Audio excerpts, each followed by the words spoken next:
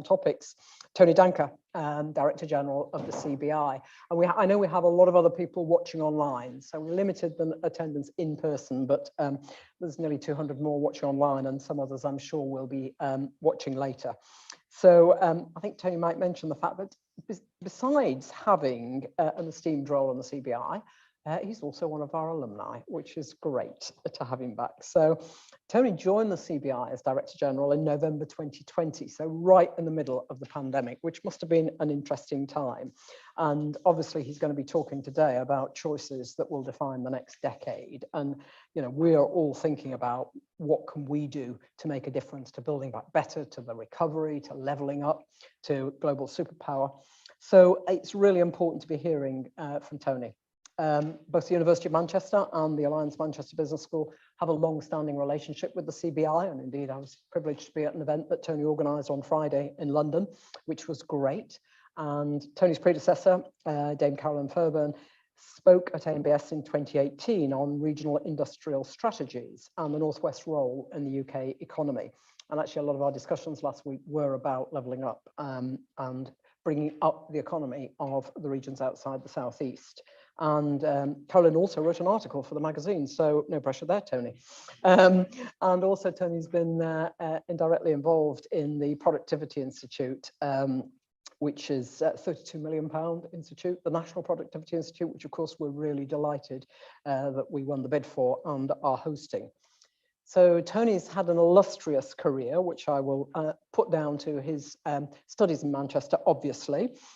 Before the CBI, he was the first chief executive of Be the Business, a business-led movement created to transform UK's productivity, which was founded by a group of FTSE-100 Chairmen and the former Chancellor, George Osborne, who's well known to us, of course.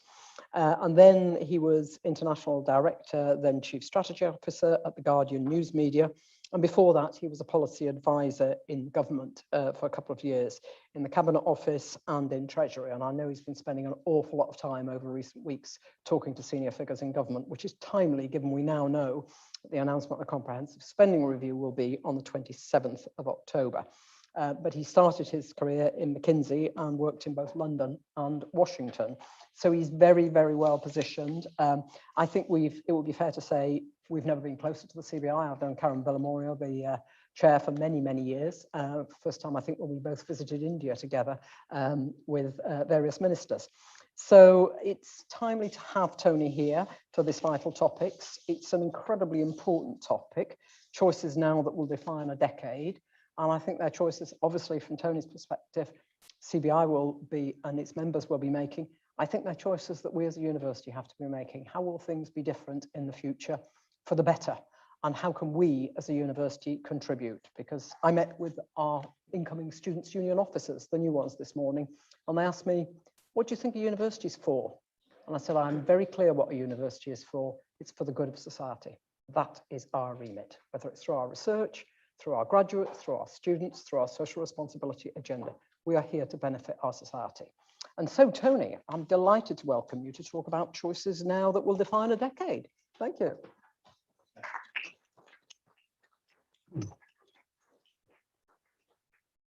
Well, thank you, Nancy. Good afternoon, everybody. Good afternoon, everybody on screen. I can't believe 18 months later, we're still asking you to join on screen, but we do have real people in a real lecture theatre, which is an incredible thing. So good afternoon in the house is what I think you say.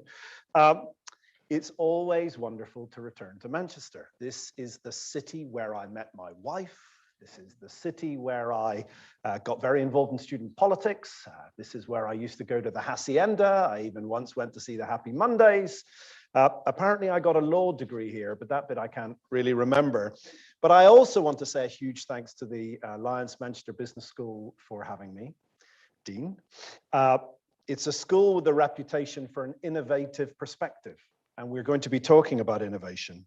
And as Nancy referenced, I was really delighted when the school won the race to host the Productivity Institute, a project I was involved with in my time at Be the Business. All of that is why this is an extremely good place to be having this conversation with you today. Nancy, I'm told that one of your mantras is try breaking the rules and see what happens. Well, we may need that now, because my fear is that we're about to return to business as usual in UK economic policy. And given that this is a unique moment in British economic history, I think that would be a massive mistake. This autumn requires big choices, choices that will define a decade. I think we're genuinely at an inflection point, that kind of inflection point that economists years from now will say it changed here. Brexit, COVID, climate change. They all demand that the UK forge a new growth story for our economy and how we compete in the world. And believe me, it will be a competition.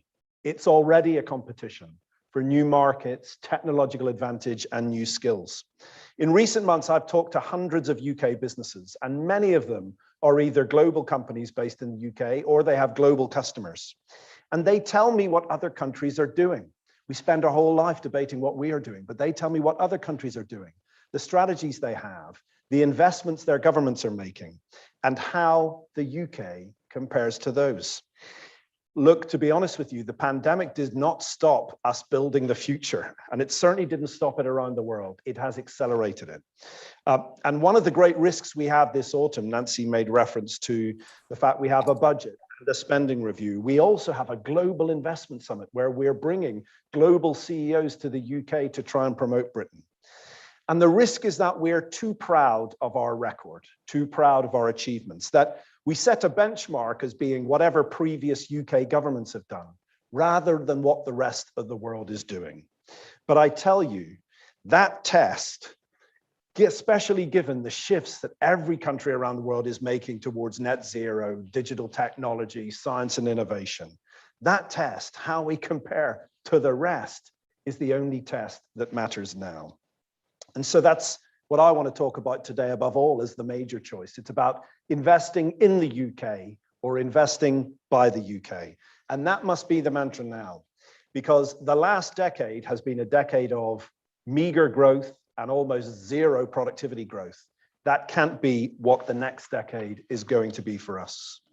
And I do think that although it's business job to really create the productivity success stories, government holds the key to unlocking a lot of it.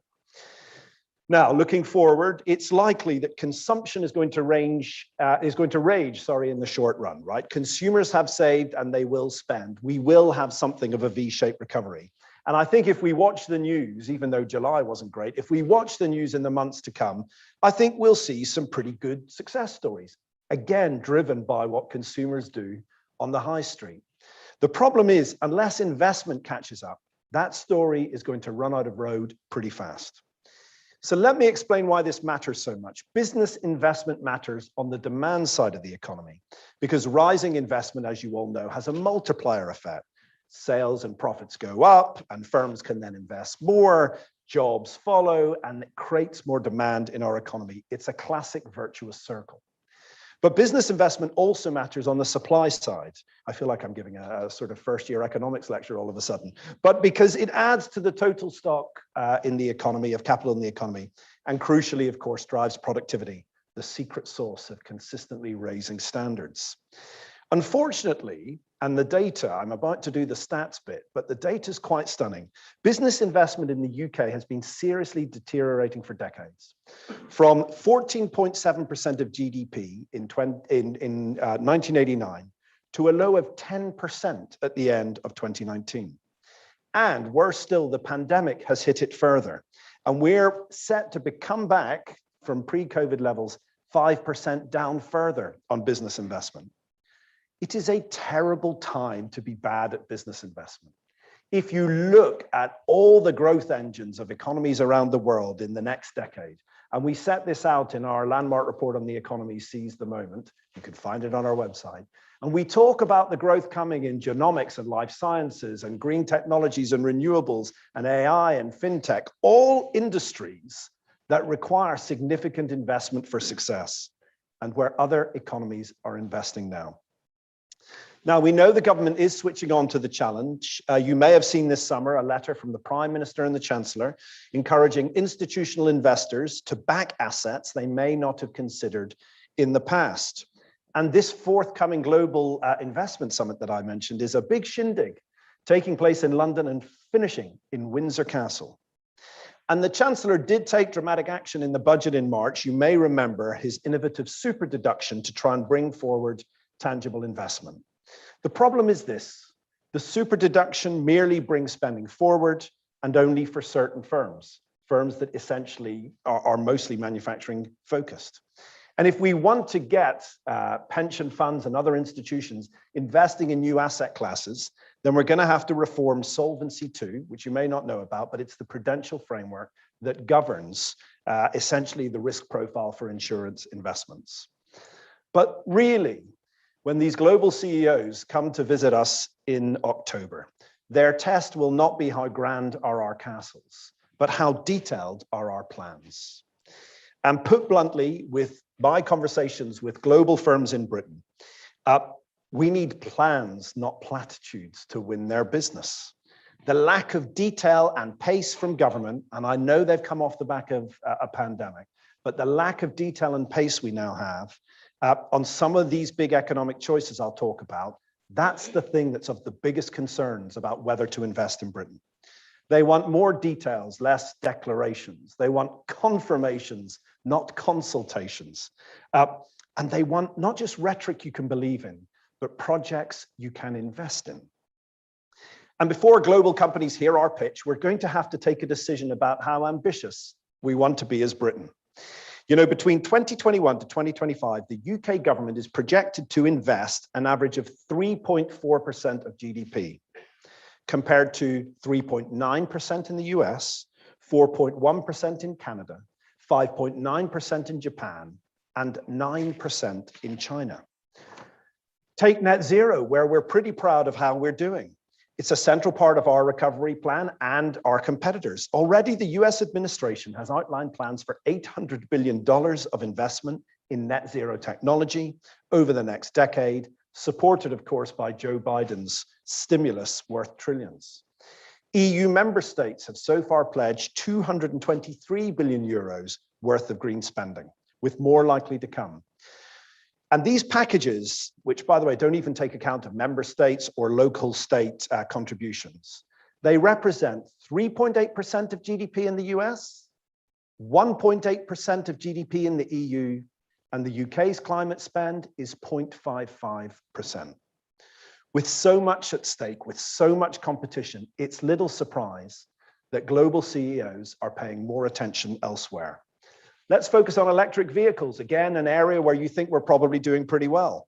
By 2030, we could be capturing £18 billion worth of additional revenues in that market from EU countries alone. You may have seen that recently we received a bit of a boost when Nissan announced its plans, a £1 billion commitment to produce electric vehicles and batteries at its site in Sunderland. Superb news, something we can all be proud of. But we're going to need perhaps 6 more gigafactories like this by 2040 if we're going to have a thriving EV market. And so far, the government has committed £2.8 billion to develop UK production of vehicles and batteries alongside the charging network. Sounds like a big number, but automotive leaders and others are comparing these numbers to our competitors, like Germany, which has committed 4.7 billion euros of funding for charging stations and electric vehicle incentives alone. Genomics is another growth market, as you know, and its success is built on decades of investment in research and innovation, probably a lot of it around here. But over the past 5 years, the investment we've generated in this field is way below the US. I would like to say a word about universities, because universities lie at the heart of this kind of progress and of these kinds of industries. They're at the heart of world-class skills, they're at the heart of world-class clusters, and the R&D we need to lead. But to date, and Nancy and I have spoken about this before, the government has really not begun to tap into the potential of our universities as partners in this journey. While we disagree with that, we see universities as fundamentally at the heart of this journey, and we want to see universities at the heart of these strategies. But in general terms, what I think we're seeing today, ladies and gentlemen, is a window that's closing fast for the UK to deliver the detailed roadmaps, the substantial financial support, and the speed of movement it takes to lead in these growing markets. Our fear is that as things stand, Global Britain may become grow slower Britain. This autumn, we must change that and make some big bets of our own. You know, business wants this, investors want it, and I do believe that the Prime Minister, the Chancellor, the Business Secretary, they want it too. But ambition needs to be followed by action, and we must join forces to get it done. So I'd like to finish now with some concrete proposals, if I may. I'm not just going to come here and moan. I'm going to put forward some suggestions. We believe there are 4 main levers that the UK government can pull to unlock this investment we need. The first is smart taxation to unlock investment. The second is new skills for new markets. The third is catalytic public investment in growth opportunities. And the fourth, which is a particular strength of Britain, is for the government to act as a market maker so that we can outcompete the rest of the world. Let me do a little bit of these in detail, and I'll start with tax, which always grabs the headlines.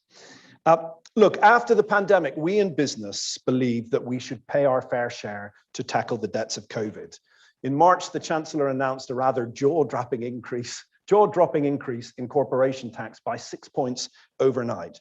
And you know, business leaders did not really complain. They knew that we need to play our role alongside the rest of society in paying off the cost of the crisis. But the real risk now is that the government keep coming back to business taxes to carry the load. And choosing national insurance as the way to fund social care is the latest example. Now, we all know the importance of we all know the importance of social care, but I'm deeply worried that this is a trend. And I noticed that Lord Macpherson, former Permanent Secretary of the Treasury, agreed with me this morning in the Financial Times that the government is turning to tax business, which, let's face it, is probably politically more palatable, without thinking that there are consequences for growth. But there are consequences for growth. Raising business taxes too far has always been self-defeating as it stymies investment. But I'd like to suggest a completely different way to think about business tax, to flip it on its head. If government isn't going to compete with other countries on public investment, if we need to kickstart the growth capital we need from the private sector, then let's proactively reward businesses who invest rather than those who don't. And we will have more proposals on how exactly to do that in our budget submission. But let me talk about one of them. It's our failing business rate system. It makes a mockery of our commitment to net zero. Not a lot of people know this, as a great actor once said, but half of business investment is subject to business rates. It's actually a tax on investment. And UK property taxes, business rates, are more than 4 times higher than Germany and 50% higher than the average G7. Now, there's a lot about business rates which seem unfair, and as many of you know, as many people complain, they're ruining the high streets of Britain. But amazingly about business rates, which I only learned in this job, they deter firms from decarbonizing their operations. Because if you make investments in essentially the energy efficiency of your buildings and operations, you pay more rates. It's quite hard to believe. One food retailer told us that they had plans to essentially use solar PV panels across their entire estate. But after fitting it in 7 premises and seeing their rates bill shoot up, they decided the plan was not viable. We need to do better and greener, freeze business rates until 2023, annual reevaluations, and end this absurd disincentive to invest in greening our buildings. So that's all for tax. Let me move on to your favorite, skills. It's uncomfortable to hear, and it's a big British debate right now, but we have benefited from abundant labor for a long time now.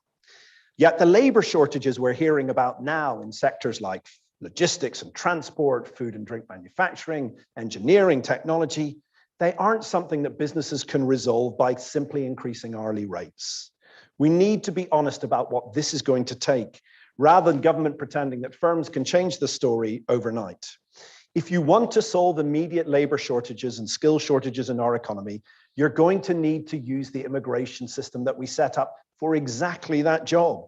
We said we would now have an immigration system that only brought in the skills we need. It was built for exactly this moment. Now, if you want to fix the long-term challenge, we need business, government, and learners to invest more in skills development. In Seize the Moment, we identified a seismic reskilling challenge for the next decade. We said that 90% of people in the workforce, 90% of you in this room and you on screen, are going to need to retrain in the next decade to learn new skills. It will cost an additional £13 billion a year just to stop that gap widening. And you know, our skills system is filled with perverse incentives. Providers prevented from delivering what businesses want because of government targets. Businesses encouraged to awkwardly rebadge their training that they want to do as part of apprenticeships to try to spend an unspent levy pot. Learners subsidized to gain skills that don't match the shortages in our economy. We will work with government on its skills and post-16 education bill to fix some of this. And we're excited about the creation of individual training accounts to help those out of work get started. But if you care about this, you must reform the failing apprenticeship levy. We all want better apprentices, but that can't be our only skills bet. By now, it's plainly clear that this narrow scheme is not capable of delivering the investment in skills that businesses want and the country needs. It's a very powerful concept to levy businesses to invest in the skills the country need. And most businesses that I talk to don't mind the principle of the levy. But what a missed opportunity that it doesn't deliver the skills that the country now needs. It needs to be redeployed for this plan. So number one is tax, number two is skills. And thirdly, we need to do something about government securing real investment in these new growth markets. Foundational, catalytic investments that, by the way, the private sector will never fund. Only government can fund them to advance major infrastructure, new industries, and cutting-edge R&D. In infrastructure, there are uncertainties around government investment, commitments, and financing models, and they continue to delay the key projects, and they are hampering regions' ability to level up, by the way. You know, this national infrastructure and construction pipeline, which sets out all the major priorities to invest in, analysis from the Infrastructure Forum says that only 8% of those projects are certain. Government has a new infrastructure delivery task force called Project Speed, and it can help to address this, but we need the new infrastructure bank and others to overhaul this pipeline, plug the detail, and actually start boosting confidence. For example, just two examples in the renewable space. The one is nuclear capacity, which we are still reluctant and are still delaying the financing for. And it's hitting projects like Sizewell C, you may have heard of, where British companies are set to secure 70% of EDF's construction contracts, 25,000 jobs created, 1,500 apprenticeships. And we're missing the chance to do high-tech leadership too. You'll know it's shipping week this week, and with a relatively small investment of 55 million to 75 million pound, we could lead the world in zero carbon shipping. The technology is now available to build green service operation ships with key maritime players like Bibi wanting to get going. And public investment in these projects can give Britain an edge. Now, I know the Chancellor is worried about public spending. And perhaps the UK government will choose not to compete with our competitors when it comes to public investment. That's a big choice, and it's loaded with risk. But what it does do is it raises the bar on the government to crowd in the private sector to do more of the investment. Well, the good news is we actually have the resources in the UK to do that. We've got very good capital markets, we've got a ton of global companies, and we've also got newfound regulatory freedoms. So how do we bring these advantages to bear to try and compete with what the rest of the world is doing? Well, it can be done by our fourth and final lever, government playing the role of market maker. Doing the things that no one else can, because it's government that sets the market rules, it's government sets the pricing structures, government builds the bodies and the incentives that are focused on private investment. And you know, we've done it well before. I don't know if you teach it in the school, but you should. The story of UK offshore wind is a big success story. Private sector expertise, skills, and money built the project. But it took government to put in place the framework, like the Climate Change Act, or the right regulatory frameworks like contracts for difference, the way you support the market investment, and the right incentives, investment, research bodies, like the Green Investment Bank and the Offshore Renewable Energy Catapult. And together, you know, we've built the largest installed offshore wind base in the world. But now we need to replicate that success story, government and market working together in other sectors and other areas of green renewables. You know, we waited so long for the hydrogen strategy just published to give us in hydrogen what we have in offshore wind, the business model, the timetable, the terms of trade, all those mechanisms that get businesses investing. Instead, we got more consultations and consortiums like Gigastack with ITM Power, Ørsted, Phillips 66 and Element Energy are left still needing decisions. Speed matters. Can't just be a government project. Keith Anderson, who's the chair of CBI Scotland and well-known chief executive of Scottish Power, he puts it very bluntly. If government halves the time, I'll double the investment. But the government need to act quickly to ensure the investment can be made in the UK. Final thought on this market making. It does come down often to regulation. We are known for our high standards in regulation. The UK is an open, competitive economy, and that's driven a long-term success. Our new relationship with the EU gives us more control and more opportunity to ask if our current regulation frameworks encourage investment, sharpen our competitiveness, drive up innovation. Well, we don't think they do. Traditional UK regulation, and this is not without controversy, but it has always prioritized competition and consumer price.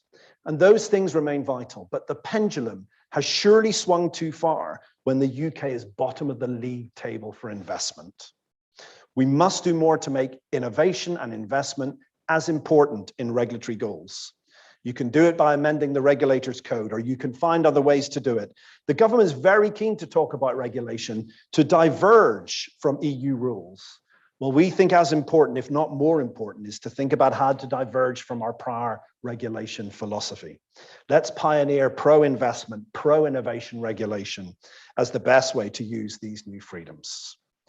So there it is, 4 proposals, a lot of detail, thank you for bearing with me, but 4 proposals and how to unlock a different decade. Not so much breaking the rules, Nancy, as writing some new ones. The first, use taxation to unlock investment. The second, invest in new skills for the new markets we know we need to compete in. The third, deploy public investment strategically, placing bets where only government can. And the fourth, government acting as market maker for us to outcompete the world. And taken together, we do think these will achieve the seismic shift in the UK's investment mindset and also show international investors coming to the UK on October the 19th, that the UK is more than a very nice castle on a hill. Let's be clear, these same 4 choices that will drive foreign investment decisions are the same 4 forces that will drive domestic investment decisions. And we know that because the global investors have told us so. They, more than us in Britain, actually compare us every day to the offer of our competitors. And they've told us these are the things where we need to do better. Because they are ready to go. The real question is where to. To finish, these decisions need to come now. As I said, we have a packed autumn of very big milestones. The Global Investment Summit, the budget, the comprehensive spending review, and COP26. And we have government strategies galore to be published in the weeks and months ahead. It is the best possible time to make choices, to invest in the UK and show the world we mean business. The CBI has a new mantra, seize the moment. We say it to all of our members, we say it here to you today, and we say it to government too. It's our imperative to government and also to business. Together, we should choose investing in the UK, investing by the UK. That should be the legacy of Brexit. That should be the legacy of COVID. And that's the only path to a net zero world. Thank you very much.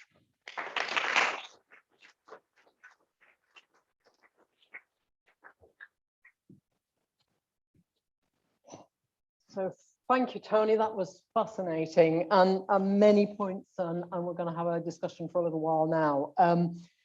Do you know, there's an interesting article by one of our staff, one of our more notable staff, by the name of Andre Geim. And when he was in a press interview, he said, what we need to be truly innovative is something like a meteor heading to the Earth. In other words, something that will make us panic. well, I guess fairly close to it with COVID. But do you think we're just going to settle back in again easily, or are we really going to do things differently? Yeah, look, I think we've got 3 meteors. You know, Brexit was a meteor, right? It just shook the system of conventional UK economic thinking. And whether you were for or against it, I mean, it's a wake-up call about the way we think about our economy. The pandemic has obviously been so. And, you know, we're 6 weeks away from COP26, where, you know, here we have lots of governments almost in an arms race to make it harder and harder because they're bringing it forward and forward these big targets. That is going to force mass innovation.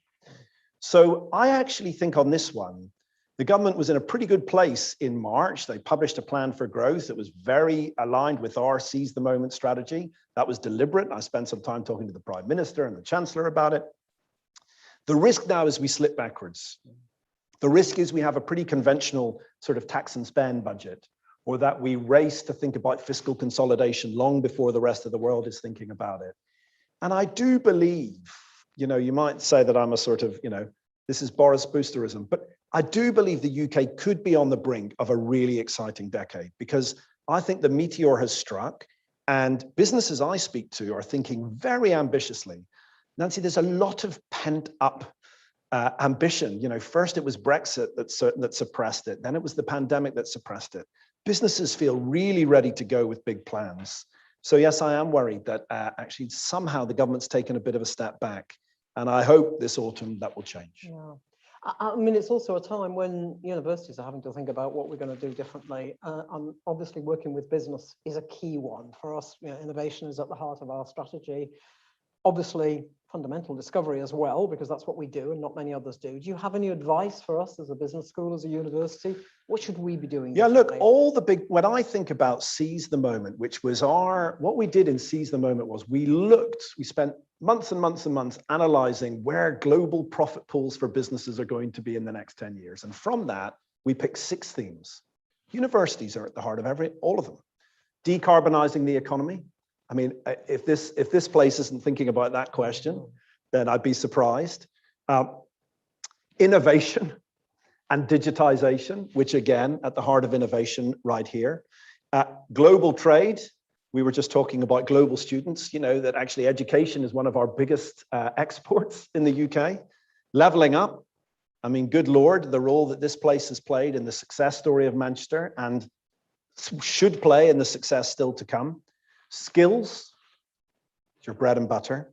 And the final one, interestingly, was health, where I really think that there's an opportunity for health coming out of the pandemic to be not only at the core of the contract between employers and employees, but also to be an area for growth in our economy, much of that powered through R&D. So look, I think we need universities to be seen at the heart of this story.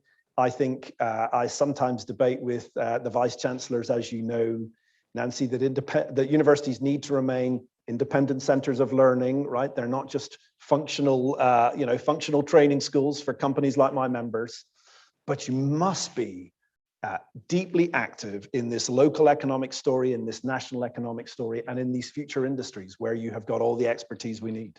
Yeah. So you mentioned leveling up, and in the discussion on Friday, one of the things I said was this can't be about taking money away from places that are doing well and giving it to places that are doing less well.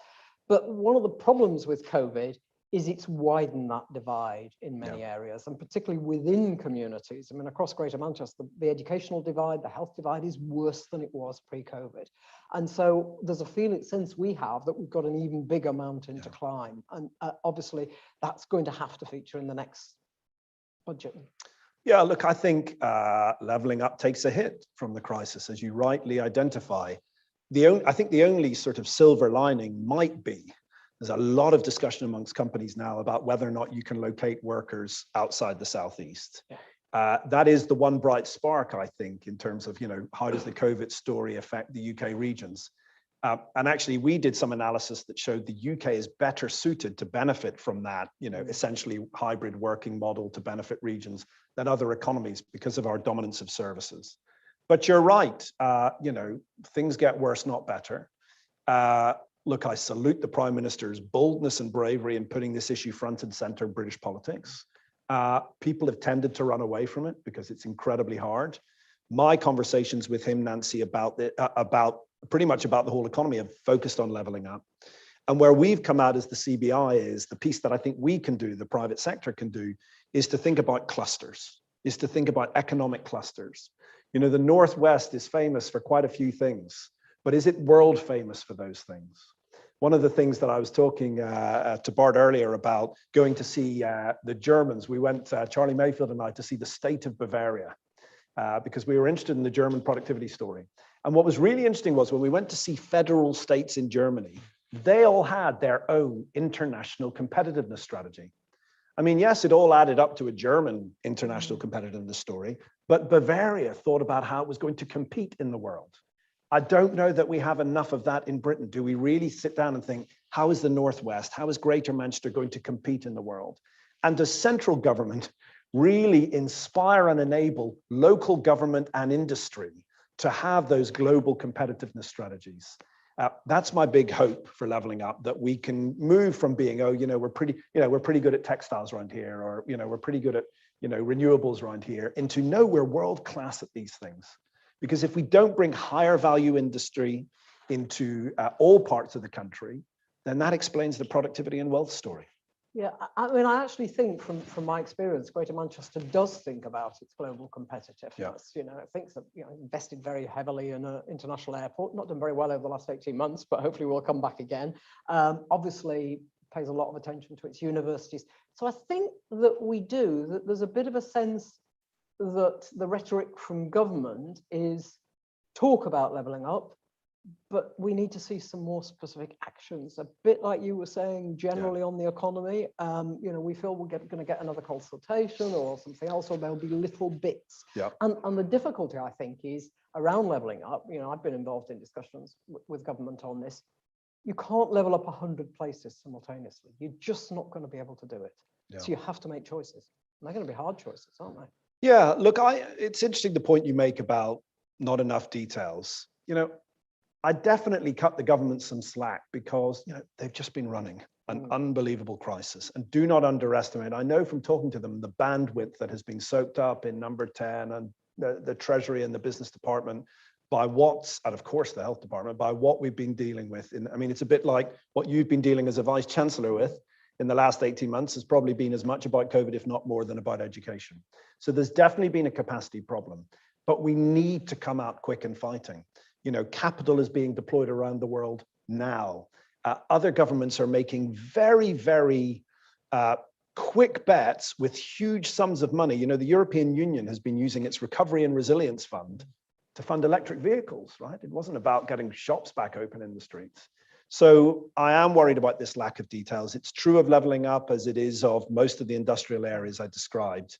And look, I think it's not that we're all, screaming and shouting. We want to help government get this right, but we need to move fast now. Yeah, and I mean, one of the things about this region has been its past reliance on manufacturing, obviously, and decline as a result of it. But do you think there's a new future for manufacturing, for smart manufacturing? Because that's where Greater Manchester is trying to go, around Made Smarter, which Jürgen Meyer is leading, of course, and materials, which is very big for this region. Not just textiles now, but many different sorts of materials, and materials with an eye on net zero as well. So do you think manufacturing is going to come back to the UK? Look, manufacturing is the most exposed sector to global trade.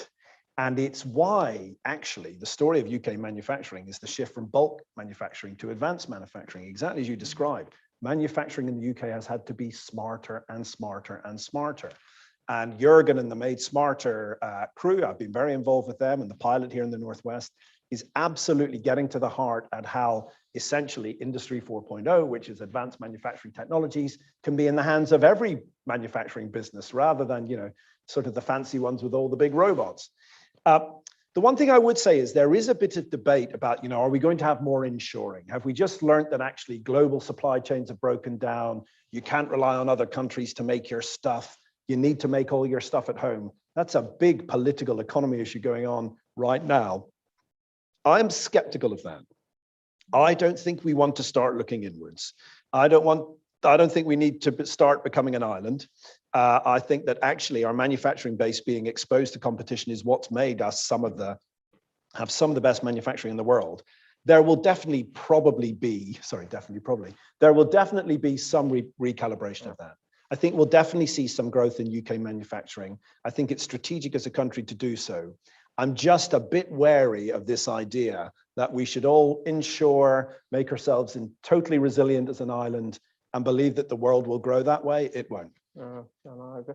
And for this region and for many other regions, of course, very heavily dependent on small and medium-sized companies, you know, 100,000 or something in this region. And how do we get to them? We find it very frustrating as a university, you know, the little corner shops and the little two-man businesses or two-woman businesses. You know, how do we get to them? And also, they're probably the ones in greatest need of reskilling. You know, and we're an island for small businesses. So I think we really need to think about this. How much interaction does CBI have with the small businesses? Yeah, we have thousands and thousands of small business members. We have a small business forum. And I had this real privilege when I was running Be the Business for 3 years. We focused exclusively on small business productivity. And I spent pretty much 3 years touring the country, lots of them in this part of the world, understanding the mindset of the owner of a small business.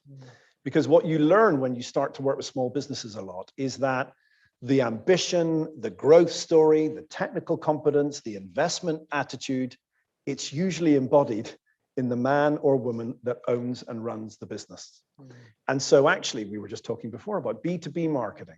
If you want to do marketing with SMEs, it's a B2C job. It's a human job.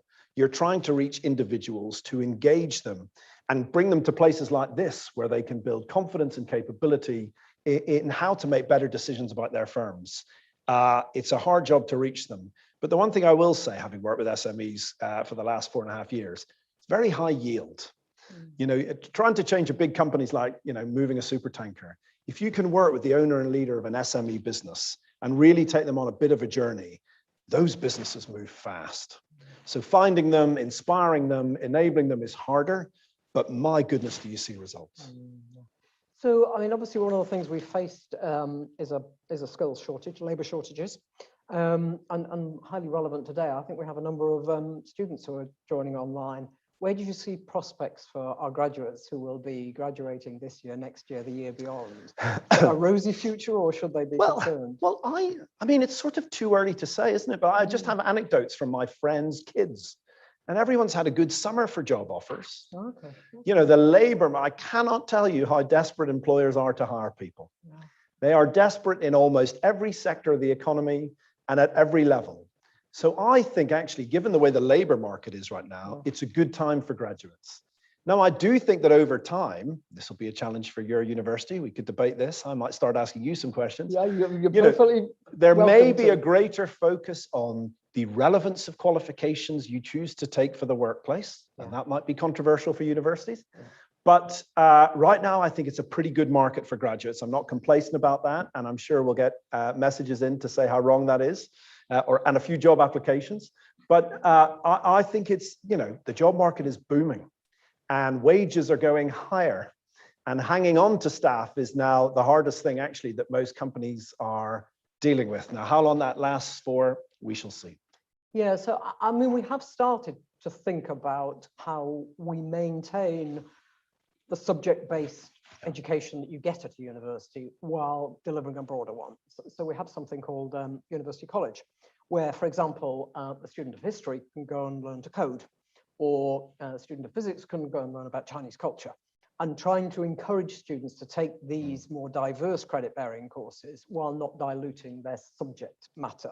Because I do think, and you know better than I do, that now people's careers change numerous times during their lifetime. At one time, you know, you got your degree in this and you carried on doing it for the next 40, 50 years. But that's changing. So the other thing I think is reskilling is going to be really important. And I do feel there's a key role for something like Alliance Manchester Business School here on short courses to reskill people, maybe using expertise from across the university, whether it's in digital, it's in leadership skills and so on, because I think that's going to be a real feature of the next 10 years. Well, I agree. We did some analysis in our Seize the Moment project about what we call adjacent skill journeys, which is terrible jargon, but what it really means is, you know, I have a certain set of skills. What with very little incremental endeavor can that enable me to do better? So what are, exactly as you described, those interventions that turn you from being whatever it might be. We've got a few of them in the report, but I won't go through them all.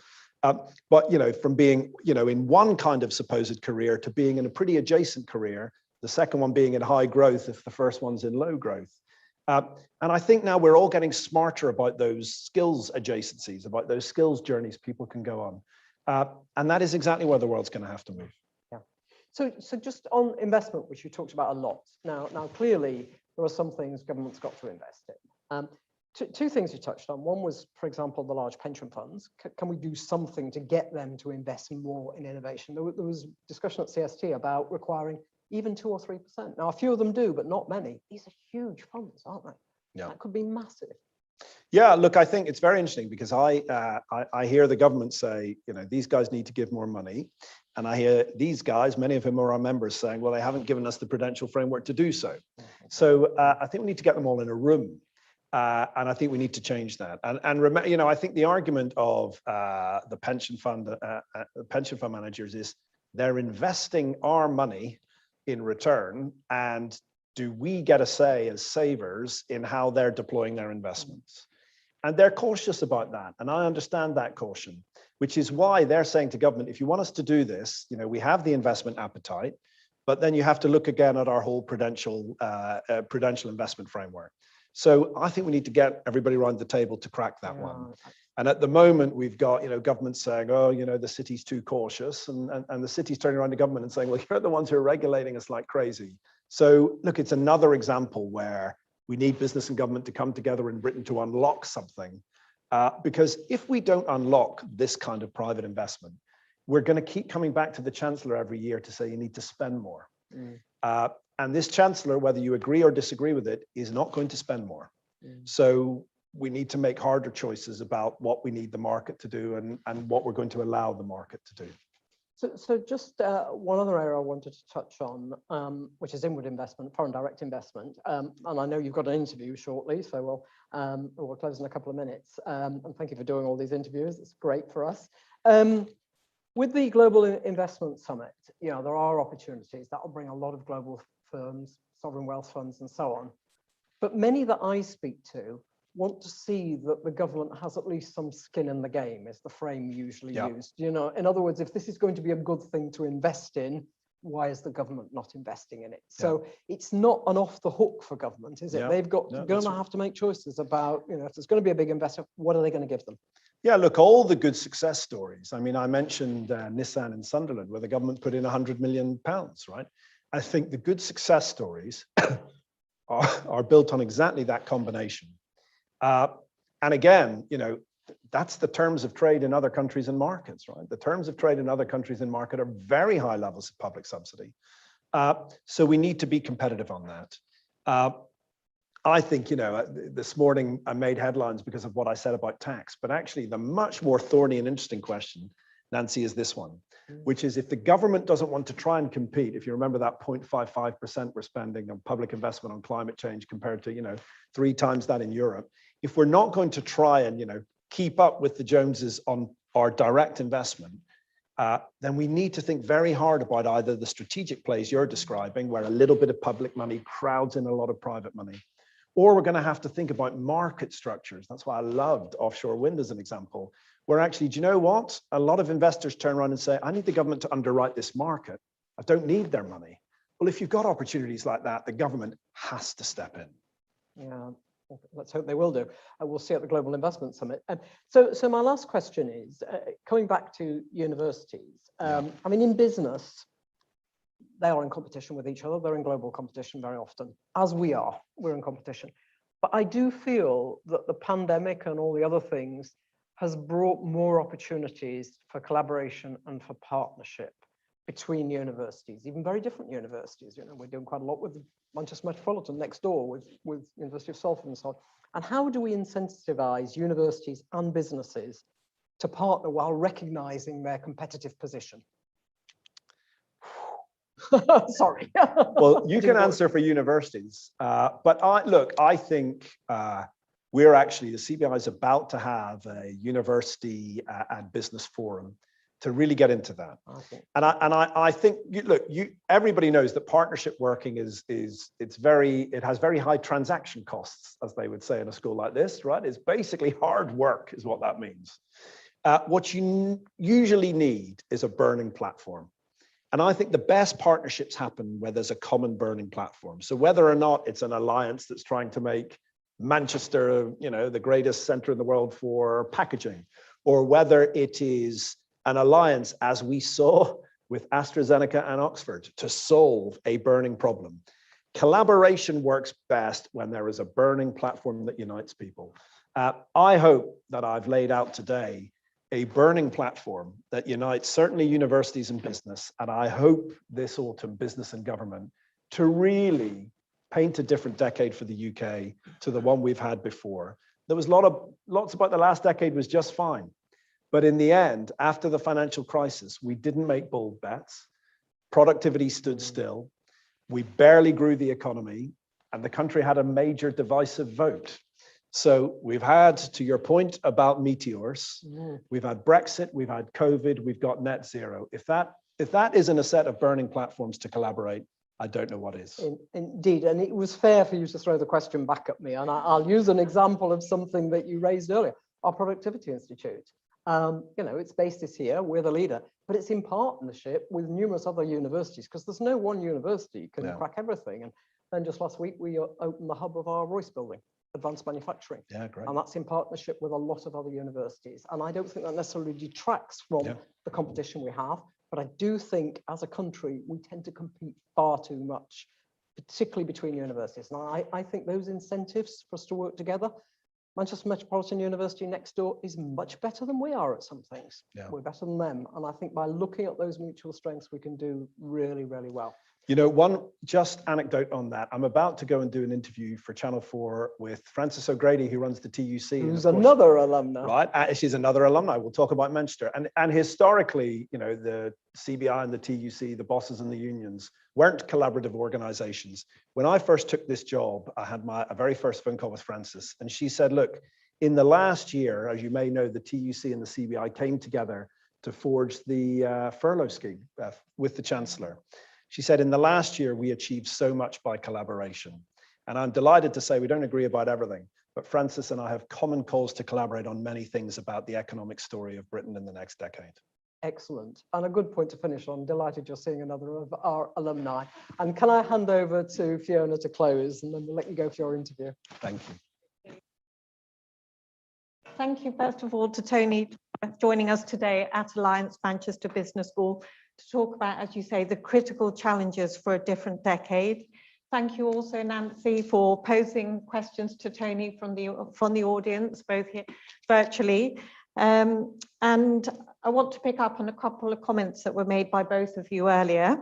As you started, Nancy, you were talking about how universities need to be thinking about what contribution they make to society and as the good of society in the future. And of course, as a constituent part of the university, it's very important for us at Alliance Manchester Business School to be thinking about that. And as Tony said, for universities and business schools to be being very much part of that agenda.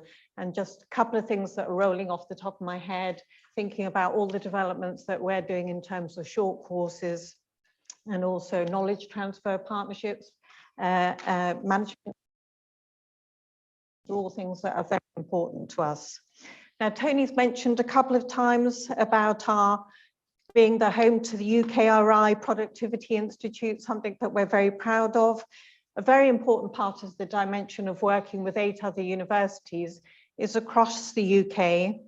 We are collaborating with business, the very point that Nancy was making, and we've got business forums in each of those areas. So it's academics and business all coming together at the same time and talking about the issues perhaps on the burning platforms that we share. I would also say in our Work and Equalities Institute, we're very much addressing the skills agenda, levelling up, thinking about how we move away from a low-skilled, low-wage economy and all the issues there. And then also colleagues will know from our Manchester Institute of Innovation Research, we're addressing issues to do with R&D investments, with science policy, thinking also about the critical interventions and innovations that have to be made in relation to environmental sustainability and the net zero economy. So these are massive issues for the day that I think business and universities share. I very much hope that you enjoyed the session. It's a great privilege for us to have hosted this event, and thank you very much to both of you and to the audience, both here face-to-face and virtually. Thank you very much. Thank you all.